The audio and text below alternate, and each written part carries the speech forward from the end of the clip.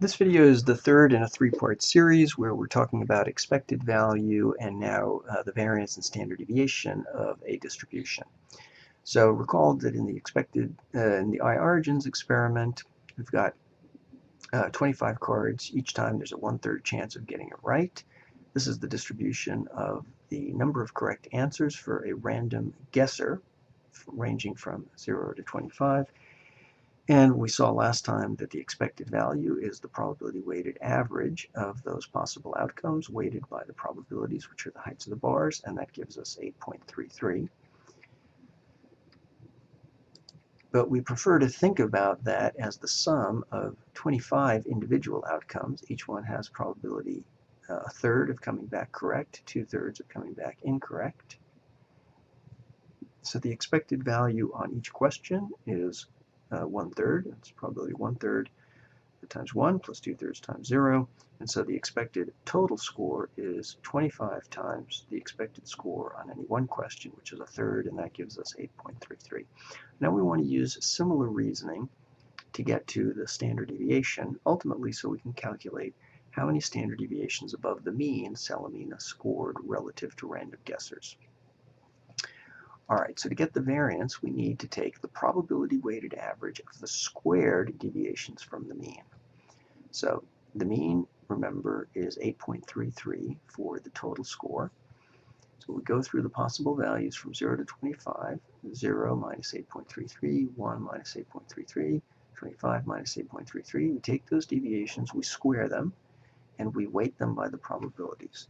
In the spreadsheet, we take the possible outcomes, calculate the deviations. Each deviation here is just the difference between the outcome and the expected value, which we calculated before.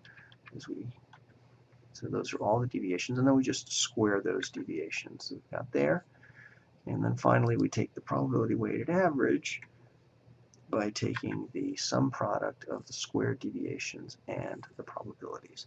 That works out to be 5.56, and finally we take the square root, and that gives us a standard deviation of 2.36. Okay. So far so good, and therefore Salamina's score of 11 is 1.13 standard deviations above the mean. Take the difference between her score, the mean, divide by the standard deviation.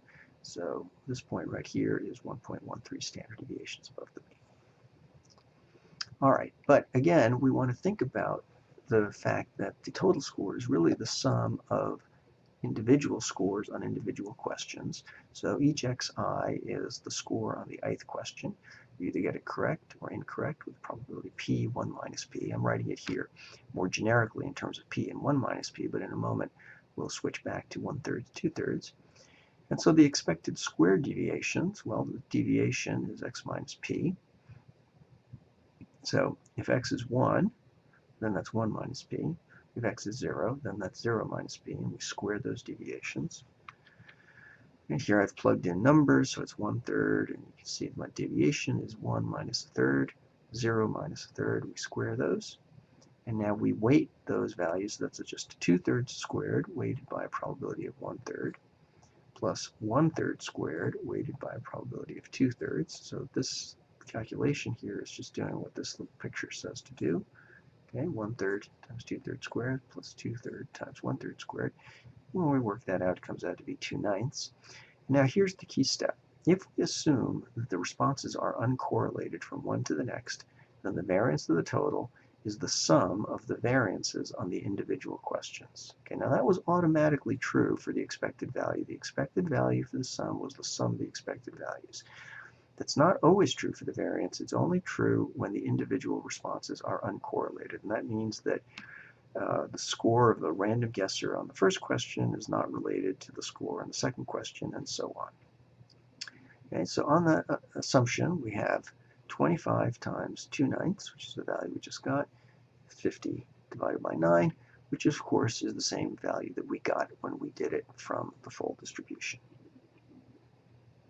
Okay, and now taking the square root of that, we get, as before, 2.36. Okay. So again, we get to the standard deviation by thinking about the total score as a sum of individual scores. Remember, we need to add variances. We're not adding standard deviations, So we need to add variances, assuming uncorrelated responses, and then take